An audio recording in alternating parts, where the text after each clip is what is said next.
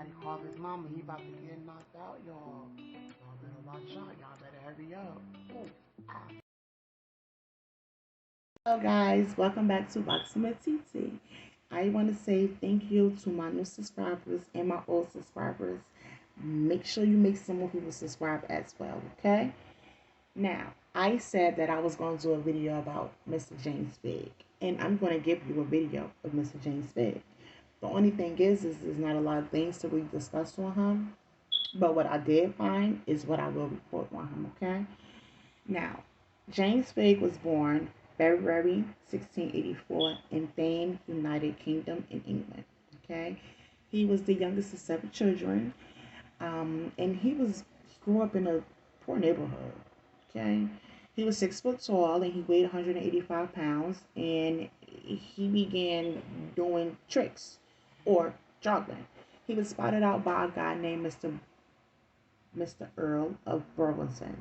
Okay, now Mr. Earl of Burlington seen him around the area plenty of times doing trick stars, but he also spotted him practicing self-defense. Okay, so Earl already knew that James could be more than what he was doing. He knew that he could take him to where he needed to be at. Okay, and he supported everything that this man did. Okay, it wasn't nothing that James did not do that Earl did not support.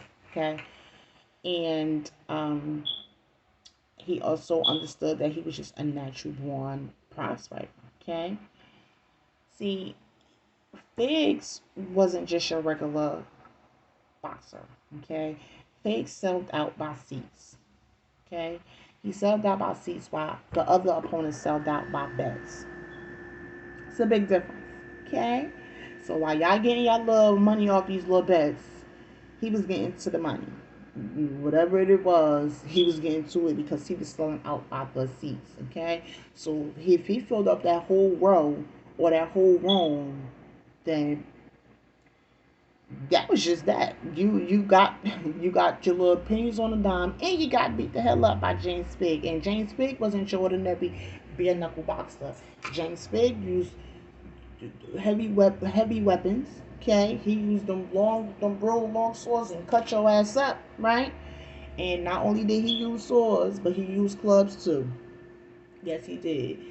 Now, in 1695, Mr. Figgs became the first England champion. Okay, he was the first one to do it. Nobody before him. He was the very first one. Okay, and he held on to that crown. He would adjust that crown because he held that thing down for 20 years. Now you tell me if he wasn't a bad, I'm gonna shut my mouth. Okay. In 1719, though, he opened up an academy. Yes, he did. He opened up an academy that taught other people on how to do what he do. Okay, so that means he wasn't selfish by a long shot. Okay, he taught boxing, he taught weapon fighting, and he taught self defense. Okay, and see, other people didn't know that James was a studier. James actually studied the sport as a martial art. Okay, he took it to heart. He loved it. He just, yeah, he wasn't playing no games about it. He was very dedicated and very serious about bare knuckle boxing. Okay, in 1725 he lost his first time to Mr. Ned Sutton. Okay, now it's stated that he went 271 fights without losing. I said it. I said the man went 271 matches without losing. Some people say that it was because he was fighting his students. I don't believe that, though. I just don't believe that. I believe that he probably fought some of his students, but not all his students. And, because sometimes, students feel like they could probably outshine the teacher. So I do believe that some of his students probably did try him. And when they tried him, it was something that they probably reconsidered. But I don't believe that all his students, all 271 of his matches was all by his students. I absolutely don't believe that. And we know that for a fact that one of them wasn't, because Ned Sutton was the one that broke this 271, well, could have been 272 record. Okay, that was his first loss. That was his only loss. Okay, but what happened was in 1727 they rescheduled the rematch. I mean, no sir, you ain't just gonna beat me, nigga. I've been undefeated for a very long time, and you was not gonna come in here and reign on my territory, right? So we gonna have to do this again. And this time when we do it, I'm gonna give you what you're looking for, because he showed enough did go in there with heavy swords, and it showed enough was a brutal match. And now you ain't got to deal with just a bare knuckle style fighter fighting like this. You got to deal with a sword fighter as well, honey. And don't forget that he liked playing with weapons. So, what weapon did he use for that match? A club, okay? Could you imagine being in the ring with somebody and he beat you upside your head with a club, and he got the audacity to pull out a heavy sword on you? That means they chopping you on your wrist and chopping you on your hands, and then turn around and bare knuckle fight you? Oh, I'll be mad. And they getting more money than you, because they ain't selling out the seats that you selling out. They selling out by bets. And you in the ring thinking you doing something, and you ain't doing nothing special at all. You just sitting and just getting beat all up, just in all kind of way. See, because Ned Sutton, no honey, he wasn't just, that wasn't his first time being that vicious. Absolutely not. Well, not Ned Sutton. Well, to Ned Sutton, he probably did be that vicious. But it's stated that Mr. James would cut you on your wrist, on your ankle, the back of your foot, on your shit. Listen, you come near him if you want to with that sword in your hand. You're behind, going to be Pokemon up, okay? Because he wasn't playing no games, but not near body, not no souls, okay?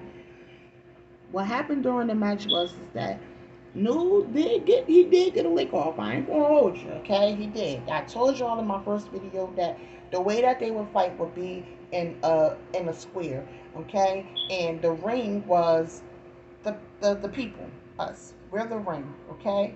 What happened was Newton knocked him out, knocked out James, and when he knocked out James, the crowd caught him. And when the crowd caught him, he gained his conscience and went back into the ring, okay?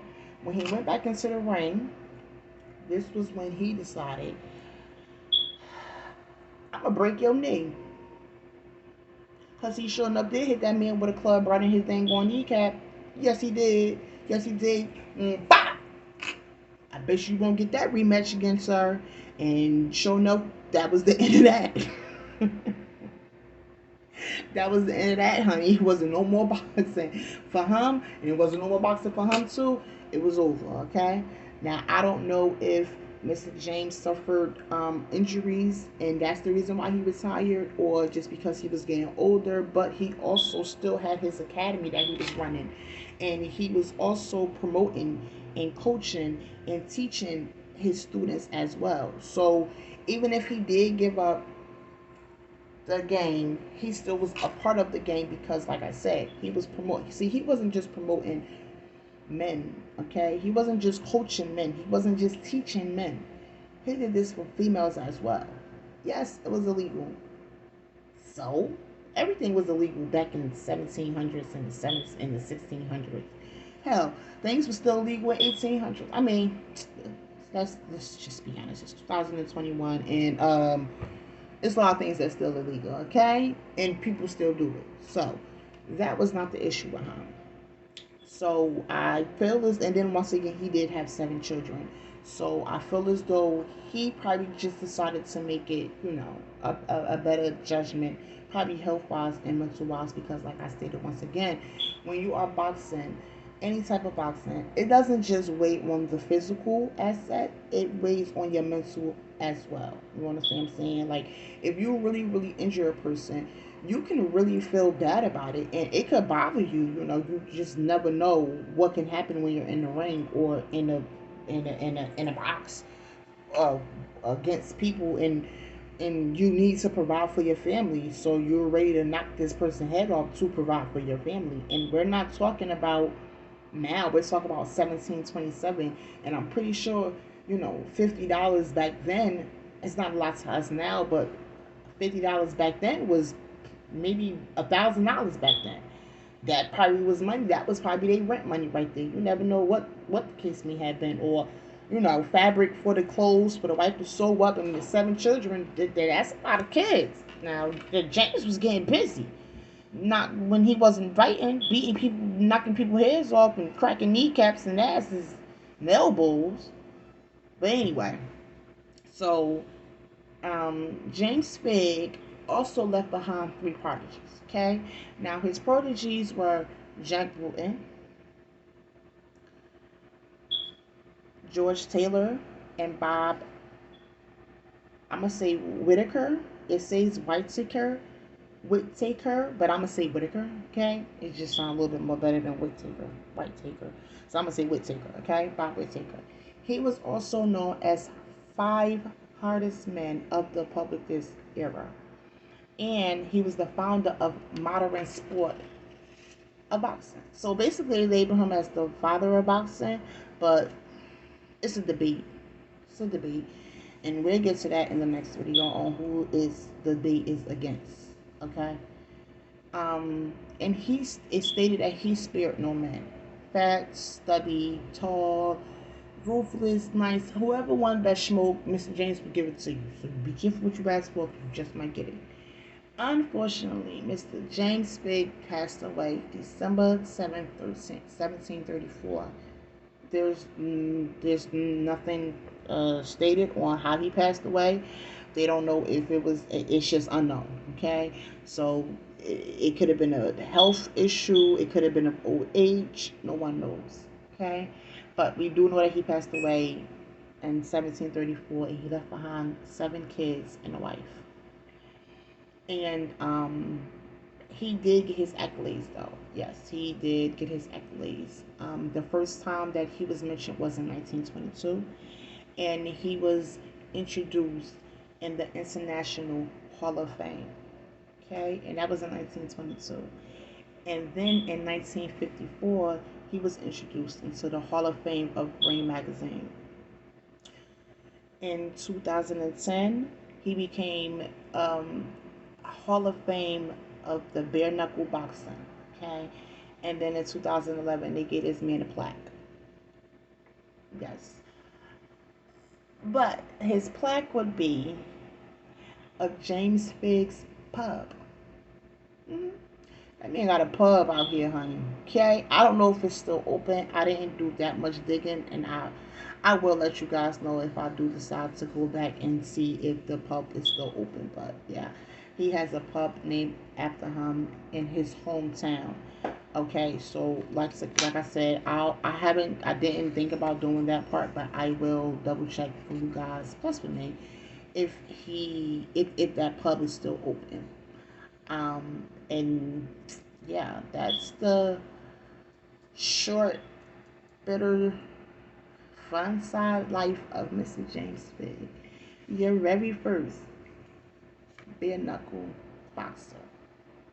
So have a good one. Have a good one. Have a good one. And in the next video, we will be talking about one of his parties. I don't know what strategy though. I'll let you figure it out. Okay? Just know that it's either 3. Okay? It could be Mr. Bob, it could be Mr. George, or it could be Mr. Jack. But we'll be talking about one of those guys in my next video. And until then, like, comment, subscribe with Boxing with TT. Now have yourself a good day. Peace out.